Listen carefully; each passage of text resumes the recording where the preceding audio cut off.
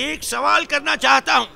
ऐ नेक उस्ताद, इसमें कोई शक नहीं कि आप मुकद्दस और सच्चे इंसान हैं। ये बताइए कि खुदावंद करीम और रहीम ने अपनी जन्नत में हम खादमाने शरीयत के लिए कौन सा सवाब मुअय्यन किया है?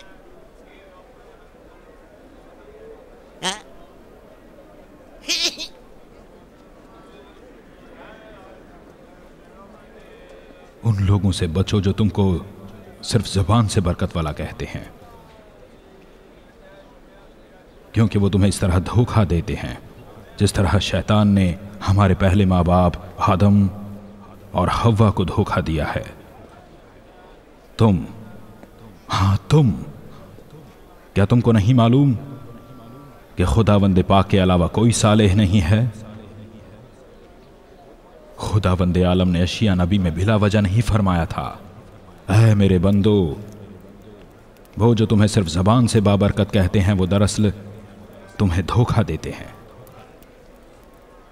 ऐ काहिनो और फरीसियो, चूंकि तुम लोग खुदा की शरीयत के मुताबिक अमल नहीं करते हो और जन्नत के दरवाजों को खुदा के बंदों पर बंद करते हो, ना तो तुम खुद ही उसमें दाखिल होते हो और ना ही किसी और को उसमें जाने देते हो, इसलिए तुम पर अफसोस है। अंधे रहनुमाओ, है काहिनो, तुम्हारी बातों का जवाब देना जरूरी है।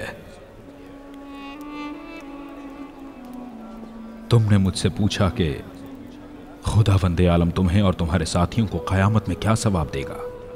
तो सुनो, जो लोग पैसों के लालच में काम करते हैं वो काम लेने वाले से भी मोहब्बत नहीं करते।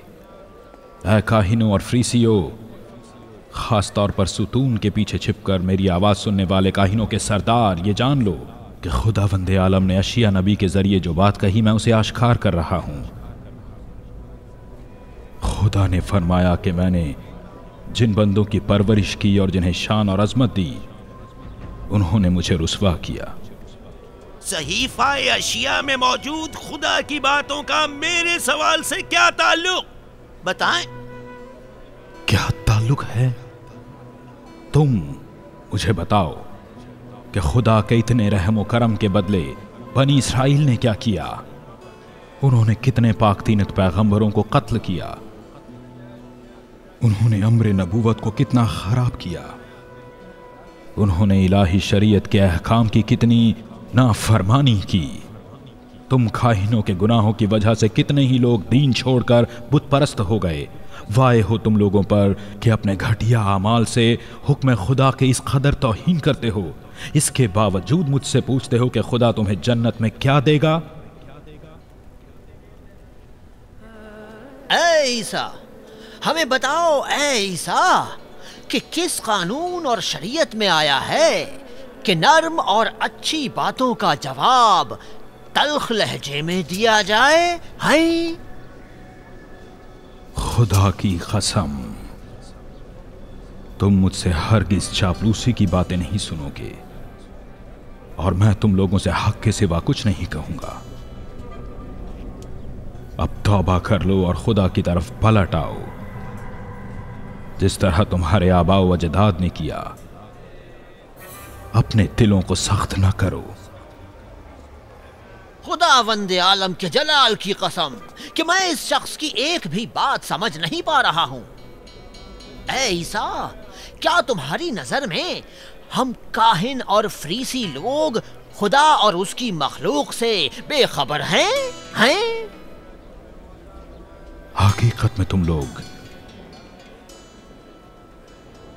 ऐसे सवारों की तरह हो जो कि तेज रफ्तार घोड़ों में तो दिलचस्पी रखते हो, लेकिन राह खुदा में जंग करने में कोई दिलचस्पी नहीं रखते।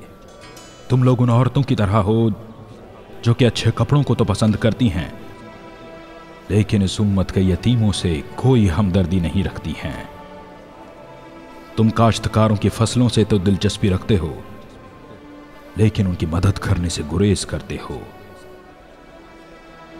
तुम मछली के लजीज गोश्त को तो बड़े शौक से खाते हो, लेकिन मछली के शिकार में माहीगीरों की जहमतों और तकलीफों में शरीक होने में कोई दिलचस्पी नहीं रखते हो।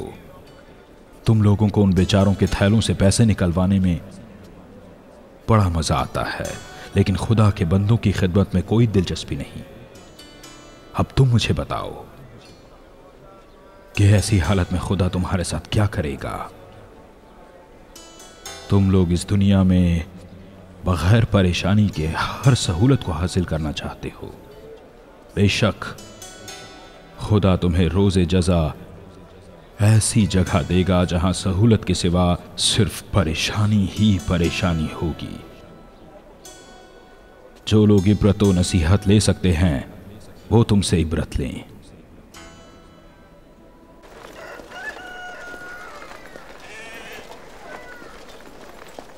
आदाब अर्ज करता हूँ, मैं क्या खिदमत कर सकता हूँ? जलीली काहिन कहाँ है? हुजूर वहाँ है, तशरीफ लाएं, मैं आपको दिखाता हूँ।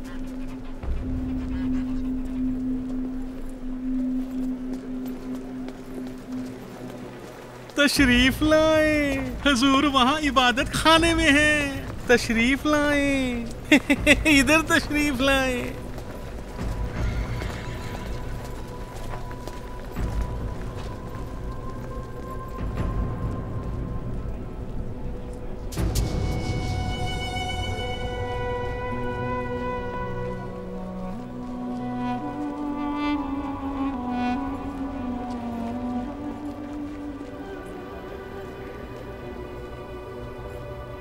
ऐ जलील के काहिन, मेरा तुमसे एक सवाल है जिसका जवाब तुम्हारी जुबान से मैं यहीं इसी जगह सुनना चाहता हूं।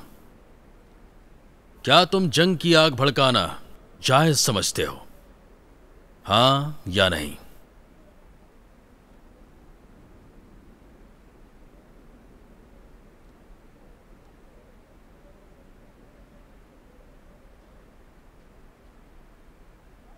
हमारा दीन हमें बताता है कि हमारी पूरी जिंदगी एक जंग है। मैं तुम्हारी बात समझा नहीं। क्या तुम हमें अपने दीन की तरफ दावत दे रहे हो? कहीं ऐसा तो नहीं कि तुम ये चाहते हो कि हम अपने खुदाओं को छोड़कर तुम्हारे एक खुदा की पैरवी करें, उस खुदा की जो हर जगह है और आज तक किसी ने उसे नहीं देखा। हो सकता है कि असल में वो हो ही नहीं।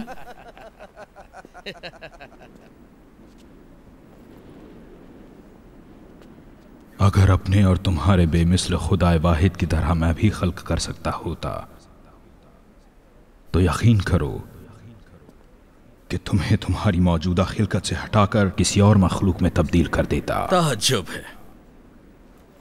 अच्छा, मैं तुम्हें एक बेहतर तजवीज देता हूं। तुम अपने खुदा को हमें दिखा दो, शायद हम भी यहूदी हो जाएं। अगर तुम्हारे दिल की आंखें देख पाती तो उसका जलवा तुम्हें दिखाता, लेकिन अब जबकि तुम अंधे हो और उसे नहीं देख पा रहे हो तो मैं कैसे उसका जलवा तुम्हें दिखाऊं? तुम्हारी बातों से ऐसा लगता है कि लोगों के बेपनाह एहतराम ने तुम्हारी अक्ल को बिल्कुल ही खत्म कर दिया है। तुम ये देख रहे हो कि हम सबके चेहरे पर 2 आंखें मौजूद हैं, फिर भी तुम ये कह रहे हो कि हम नाबीना हैं। तुम्हारी जाहिरी आंखें सामने की चीजों के अलावा कुछ नहीं देख सकती हैं। इसी वजह से तुम लकड़ी के खुदाओं के अलावा के जो किसी काम के नहीं हैं, किसी और चीज के देखने की सलाहियत भी नहीं रखते हो। होश में रहकर बातें करो। ख्याल रखो कि मुझसे किस तरह की बात कर रहे हो। हमारे खुदा कादिर मुतलक हैं और हर चीज पर इख्तियार रखते हैं। जैसा कि तुम कह रहे हो, तुम्हारे खुदा हर चीज पर कुदरत रखते हैं। मैं तुम लोगों से माजरत चाहता हूं, लेकिन यहां बातों की जरूरत नहीं है बल्कि अमल मुनासिब है। ठीक है, तो अपने खुदाओं से अभी दरख्वास्त करो कि एक मामूली सी मक्खी को खल्क कर दें।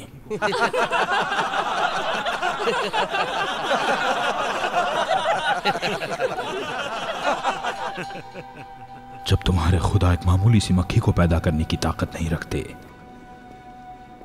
तो मैं ऐसे खुदाओं के लिए उसे एक खुदा को भी नहीं छोड़ सकता कि जिसने एक खल में से पूरी कायनात को खल्क किया है, वही खुदा के जिसका सिर्फ नाम ही पूरे के पूरे लश्कर को दरहम बरहम कर देता है।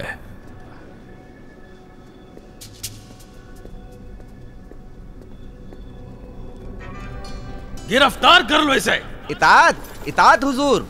मैं तुमसे कह रहा हूं, इसे गिरफ्तार करो। फंस गई है, बाहर नहीं निकल रही है। हाँ?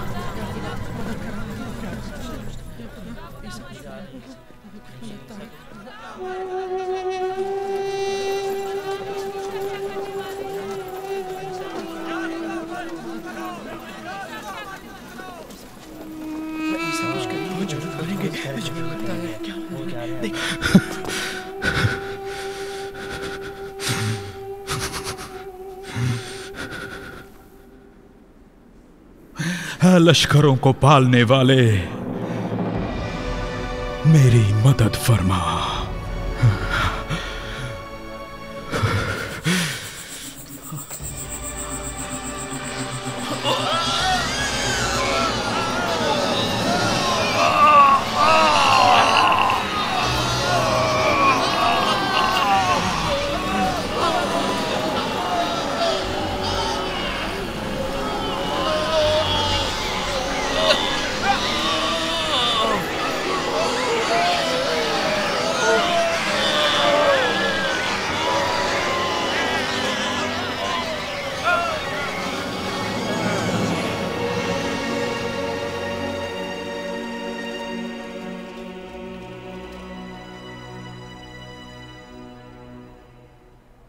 हुजूर वाला आली जनाब, मैं आपके पास ही आ रहा था कि ईसा से मुताल्लिक कहूं। खामोश हो जा।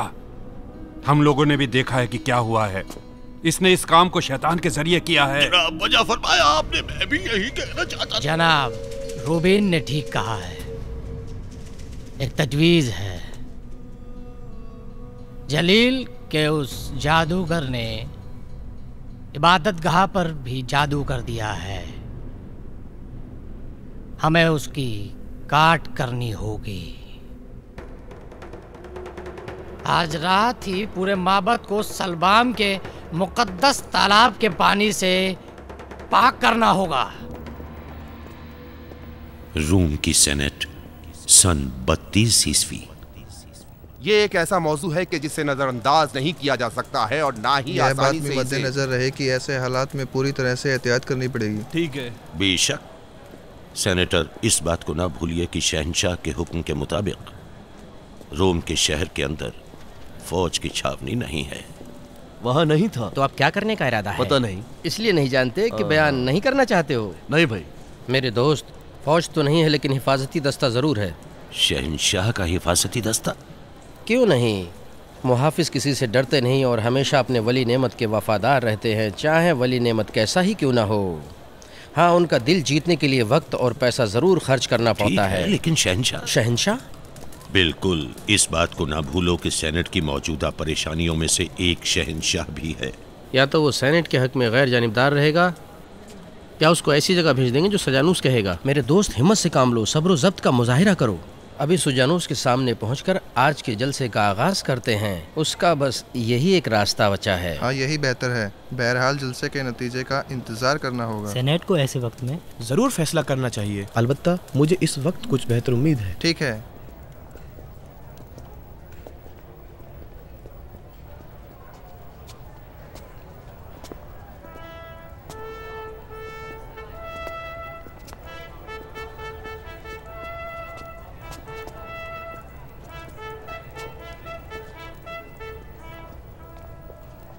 मुअज़्ज़िज़ हज़रात, रोम के शहंशाह तिबरियुस के नामे नामी और रूम की अज़ीमुश्शान सेनेट की बरकत से मैं जलसे के बाकायदा शुरू होने का ऐलान करता हूँ। मुंशी साहब, आज के जलसे के मौज़ूआत पढ़कर सुनाएं।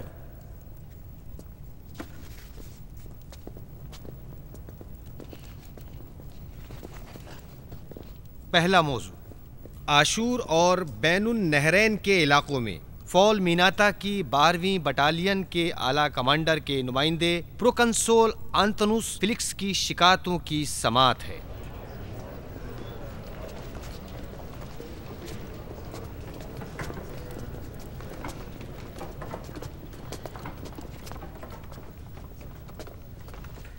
प्रोकंसोल फिलिक्स, सेनेट आपकी बातें सुनने के लिए तैयार है।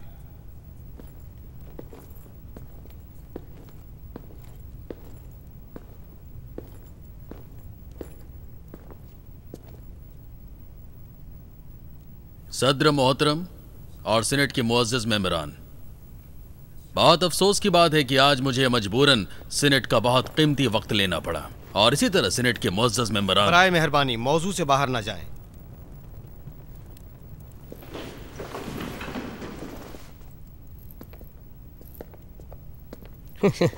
आली मकाम रूसिस आली सजानूस, कितने फ़ख्र का मुकाम है।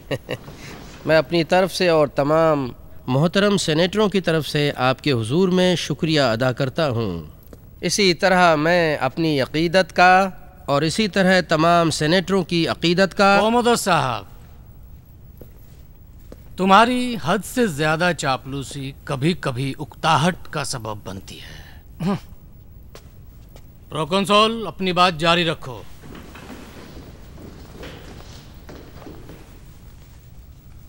मैं आज ये कहने आया हूं कि रोम के इक़्तिदार के हुदूद में रियासत फ़िलिस्तीन के हालात ख़तरनाक हैं और हमारे प्रोक्रेतूर के काबू से बाहर हैं, और इसी वजह से वहां अब ये नौबत आ गई है कि एक शरीफ शहरी और लायक जानिसार कमांडर की दिन दहाड़े तौहीन की जा रही है। इस शर्मनाक तौहीन को एक शरीफ और आजाद शहरी बर्दाश्त नहीं कर सकता।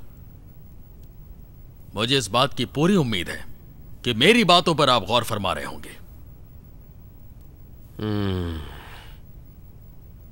अगर रोम की सीनेट मेरी हैसियत को लौटाने की ताकत नहीं रखती तो मजबूरन मुझे इसी वक्त आशूर और बैनुन नहरैन के शहंशाहियत की फौजी कमांडरी का हुक्मनामा सेनेट के सामने लौटाना पड़ेगा।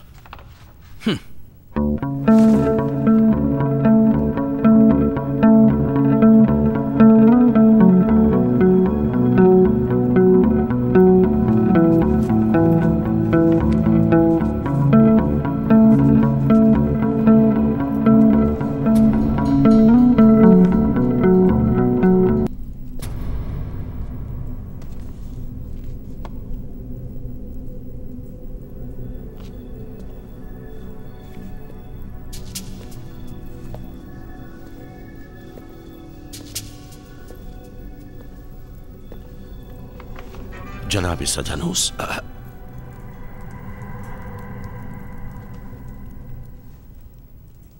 यरूशलेम की इबादतगाह में मेरे और मेरे साथियों का खुल्लम खुल्ला मजाक उड़ाया गया और यहां तक कि हम पर हमला भी किया गया,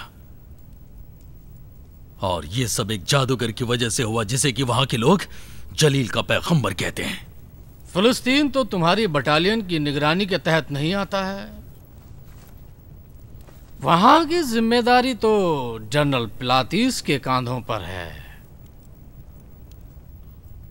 तुम्हारे वली नेमत जनरल आंतनुस के ऊपर नहीं। लेकिन हम यहूदियों के मजहबी रहनुमाओं की दरखास्त पर वहां गए थे।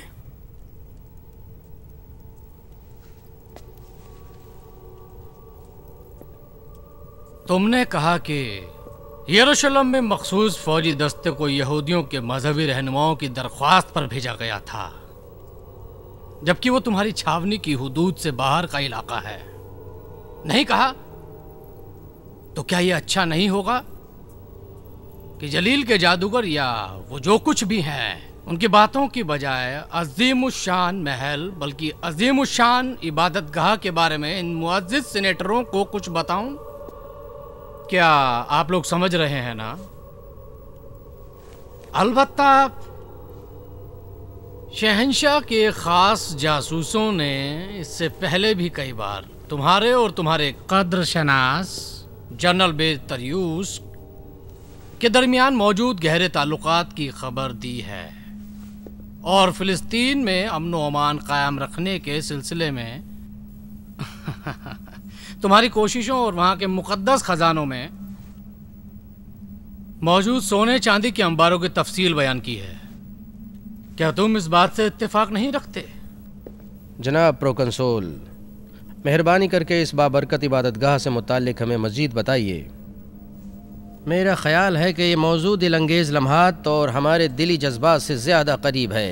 जिस सवाल ने मेरे जहन को परेशान कर रखा है, शायद तमाम मुअज़्ज़िज़ सीनेटरों को भी गुदगुदा रहा है, वो ये है कि हैकल सुलेमान की सालाना आमदनी कितनी होगी? यरूशलेम की इबादतगाह की सालाना आमदनी 10,000 तालांत से भी ज्यादा है। ताज्जुब है। ये रकम तकरीबन पक्के हिसाब के मुताबिक 10,000? कितनी ज्यादा आमदनी है। इस दौलत में उस समंदर से शहंशाह का कितना हिस्सा है? पेचीदा मसला तो यही है कि किसी को भी सही से नहीं मालूम कि उनका सालाना हिस्सा कितना है। कोई भी नहीं जानता।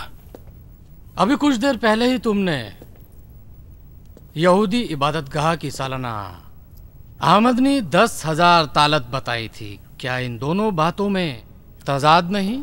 मैंने तो सालाना आमदनी की कम से कम मिकदार बताई थी, और ये जो मिकदार थी वो भी तकरीबन एक अंदाजे के मुताबिक ही थी।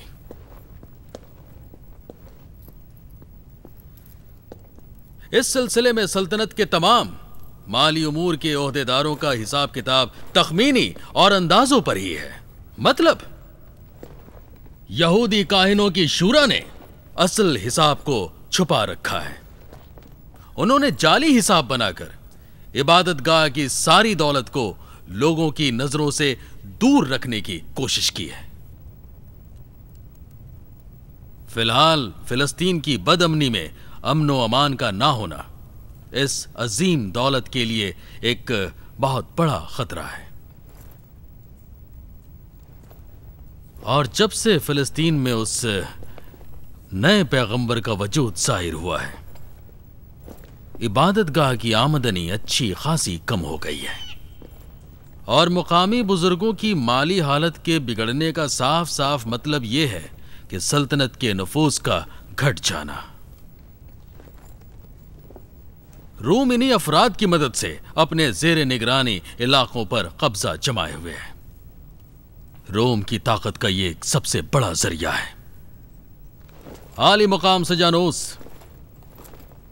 मैं आपको यह बताना चाहता हूं कि जनरल वितरियूस और मैंने इसी वजह से मजबूरन जनरल पिलातस के तहत आने वाले इलाके में मुदाखलत की।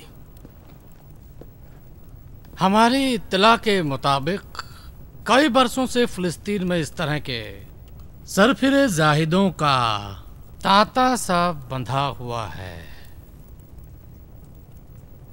इस सिलसिले के आखिरी फर्द यहिया थे, जिनको हेरोदस ने कत्ल कर डाला था। अलबत्ता इस मामले को हमने सेनेट की मजलिसे शूरा में उठाया था, और तहकीक के बाद वाज़ेह हो गया कि कोई सियासी बागी नहीं थे। इस बात के भी सबूत मिले हैं कि वो एक बेज़रर इंसान थे जिनकी ग़ज़ा शहद और टिड्डियां थी।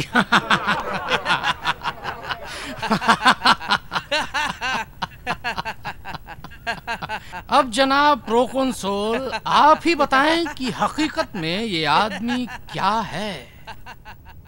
वो यहिया का रिश्तेदार है, जलील का रहने वाला है, और उसका नाम ईसा है। वही जिसे कत्ल कर दिया गया। कुछ लोग उन्हें ईसा नासरी भी कहते हैं। जब से उसने सर उठाया है, रोज बरोज बढ़ता जा रहा है।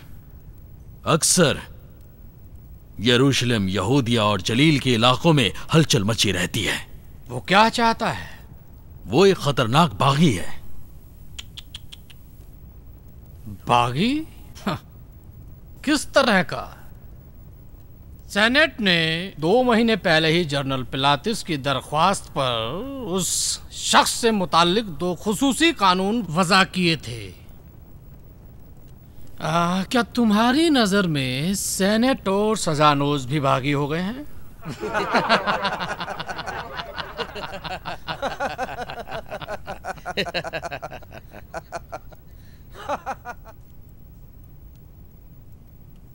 गुस्ताखी ना समझे हुजूर, लेकिन मेरी नजर में वो एशिया के सारे बागियों से ज्यादा खतरनाक है।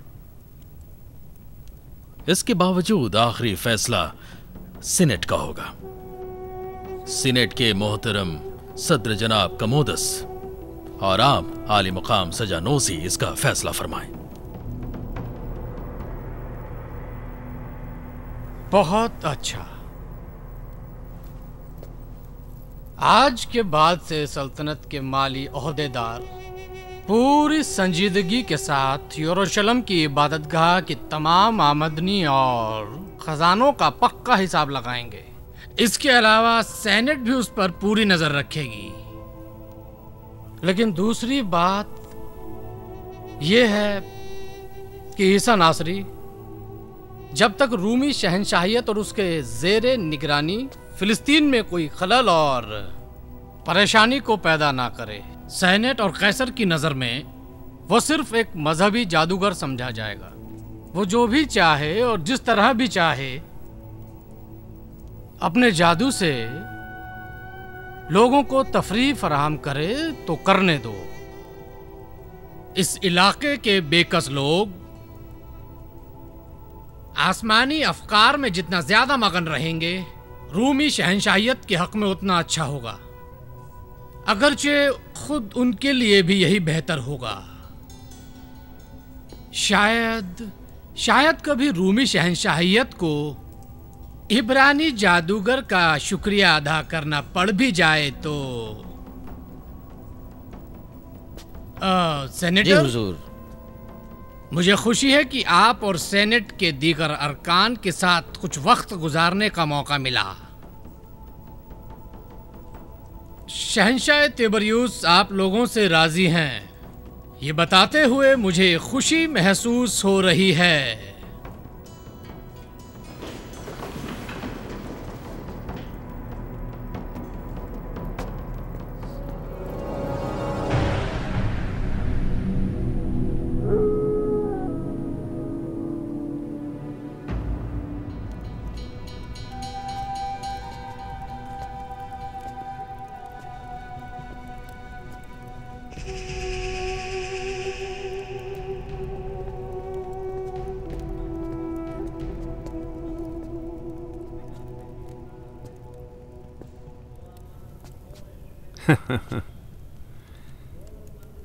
डरो नहीं ज़ैलूद के जानिसारों के सरदार, घबराने की कोई बात नहीं है। ये इबादत गाह की सबसे महफूज जगह है। इस वक्त हमारे अलावा कोई और इस जगह कदम भी नहीं रख सकता। परेशान ना हो बाराबस, तुम एक ज़ैलूत हो और आवाम के बकौल मुकद्दस जानिसारों की अंजुमन के रुकन। मेरे लिए खुशी की बात है कि आखिरकार काहिनों की मोहतरम शूरा हमारी अंजुमन को उसके सही नाम के साथ याद करने को तैयार हो गई। मैंने तुम्हें पुरानी बातों के शिकवे सुनाने के लिए नहीं बुलाया। बेहतर यही है कि मतलब की बात करें। अगरचे सख्दरीन के तमाम अरकान ने दस्तूर के मुताबिक तुम्हारी तायीद नहीं की है, लेकिन हमेशा हमने दीगर जराए से तुम्हारी हिमायत की है। मुझे इन बातों से कोई दिलचस्पी नहीं है, लेकिन अब तो दिलचस्पी लेनी पड़ेगी, क्योंकि हम दोनों का एक मुश्तरक दुश्मन है। तुम्हारा मतलब ईसा है, हैं? बिल्कुल ठीक। अच्छा बताओ, उसके बारे में क्या नजरिया है? दरअसल मैं तुम्हारा नजरिया जानना चाहता हूं, तहे दिल से जानना चाहता हूं ये सब। बोलो।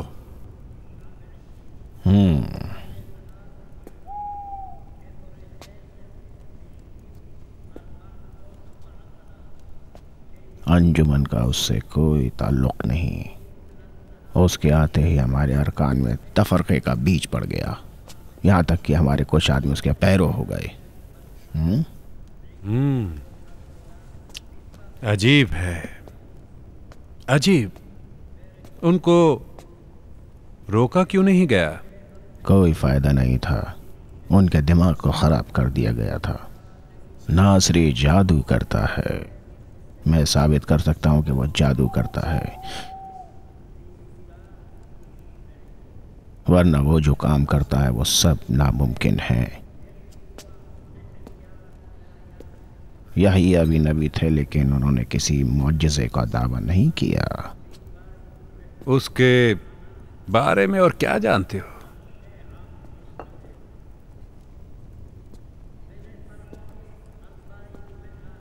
यरूशलेम में रोजाना किसी न किसी जगह फितना खड़ा कर देता है। उसकी बातें जलील की सरहदों से आगे निकल चुकी हैं। यरूशलेम में कोई जगह ऐसी नहीं है जहां उसके वास की और उसके शिफा देने की बातें ना हो रही हों। जैसे लोगों को पता चलता है कि ईसा नासरी यरूशलेम में दाखिल हो रहा है, वैसे ही लोग दीवानावार अपने मरीजों को उठाकर ईसा नासरी के पास ले जाते हैं। क्यों?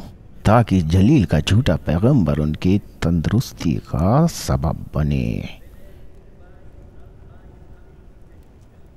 मुझे अवाम की खुराफात परस्ती से कोई मतलब नहीं है। जिस चीज ने मुझे पागल कर दिया है वो शख्स की कुफ्र भरी बातें हैं, कुफ्रियात। कुफ्रियात? वो कहता है कि आखिरी ज़माने में जो पैगंबर आएगा वो तमाम उम्मतों की निजात के लिए आएगा, उसकी दावत यहूदियों से मखसूस नहीं होगी।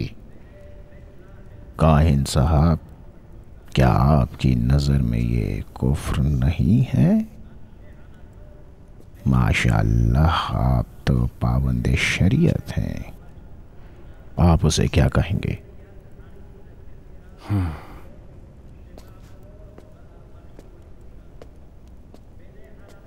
ये तो खास बात नहीं, उसने तो इससे भी बदतर कहा है। हमें यानी हारून के जानशीनों और मूसा की शरीयत के खादिमों को, सख्त दरीन की मुक़द्दस शूरा को, 71 पारसा काहिनों को नागजादों का लक़ब दिया है।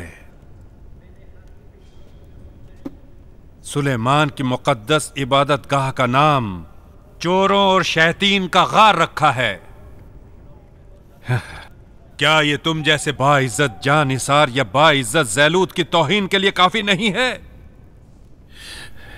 क्या तुम मूसा की उम्मत के मुहाफिज नहीं हो? क्या तुम ज़ैलूत लोग ये नहीं कहते थे कि इस्राएल की उम्मत एक मसीहा की आमद की मुंतजिर है कि जिसके आने से अगयार के शर से निजात मिलेगी? क्या तुमने उनके अकायद के लिए खुद को खतरे में नहीं डाला और रूमियों का कत्ल नहीं किया? क्या अब तक तुम्हें इसका कुछ फायदा हुआ? बोलो, बताओ मुझे कि तुम्हें इसका कोई फायदा हुआ? पता नहीं। तुम्हें पता नहीं लेकिन मैं सब जानता हूं। इससे बेहतर रास्ता भी है बाराबास। इस वक्त तुम्हारे पास बेहतरीन मौका है। तुम और तुम्हारे साथी इन्हीं इलाकाई लोगों के साथ मुनासिब मौके की तलाश में रहो। शायद लोग कुछ दिन उस नासरी के शैतानी हथकंडों के जादू में आ जाएं। पहले मरहले में तो तुम लोग दर पर्दा उस आदमी से मुकाबला करो। ज़ैलूत अफवाहों की ताकत को हल्का मत समझो, मगर शर्त यही है कि अपने खंजर की ताकत की तरह से ही इस हुनर से भी अच्छी तरह वाकिफ हो जाओ। किस तरह की अफवाहें? उसकी जड़ तक जाओ और उसके असली हस्बो नस्ब को देखो। उसकी विलादत के वाक़ये पर उंगली उठाओ। हर चीज से अच्छी तरह फायदा उठाओ, लेकिन बहुत एहतियात बरतनी होगी। लोगों को खबर नहीं होना चाहिए कि तुम ही उन अफवाहों को फैला रहे हो। अल-मुख्तसर की इन अफवाहों से उसके तरफदारों में फूट डाल सकते हो। अफवाहों के लिए जरूरी नहीं कि उसके खिलाफ ही हों, बल्कि मनफात भी हो सकती हैं। दोनों सूरतों में मुबालगा आराई से काम जरूरी है। लेकिन काइन साहब, मुमकिन है कि ये मुख्तलिफ बातें फायदे के बजाय हमारे नुकसान का सबब बन जाए। नहीं नहीं नहीं, ईसा को एक आम इंसान की हद से ऊपर ले जाओ। समझ रहे हो ना? समझ रहे हो ना बाराबास? थोड़ा थोड़ा समझ में आ रहा है। ये एक मामूली दुश्मन से मामूली जंग नहीं है। ईसा बहुत ज्यादा खतरनाक है। हमें मौके की नजाकत से फायदा उठाना चाहिए और जरूरत के मुताबिक एक साथ रूमी और आवाम की आवाज में आवाज मिलाकर चारों तरफ से उस नाग पर हमला कर देना चाहिए। ऐसी सूरत में तो हम आपके हुक्म के ताबेदार हैं रुबीन साहब। जहां तक हो सके बाराबास, लोगों के दरमियान उस नासरी के मुतालिक अफवाहें फैलाओ। जल्दबाजी में खून खराबे की जरूरत नहीं है। अपने खंजर को नियाम में रख लो। वो लोग खुद ही एक दूसरे पर तलवारें उठा लेंगे। अपने काम के इखराजात की फिक्र ना करो। हम तुम्हारे जरूरी इखराजात को पूरा करेंगे। मेरा मतलब समझ रहे हो ना बाराबास? तुमने समझा मैंने क्या कहा बाराबास? ज़ैलूत, याद रखो, हमें और तुम्हें उस दिन से डरना चाहिए कि जब उसकी आवाज यहूदिया की सरहदों से बाहर निकलकर पूरी दुनिया के लोगों के कानों तक पहुंच जाएगी। उस वक्त ना हम बचेंगे और ना ही तुम।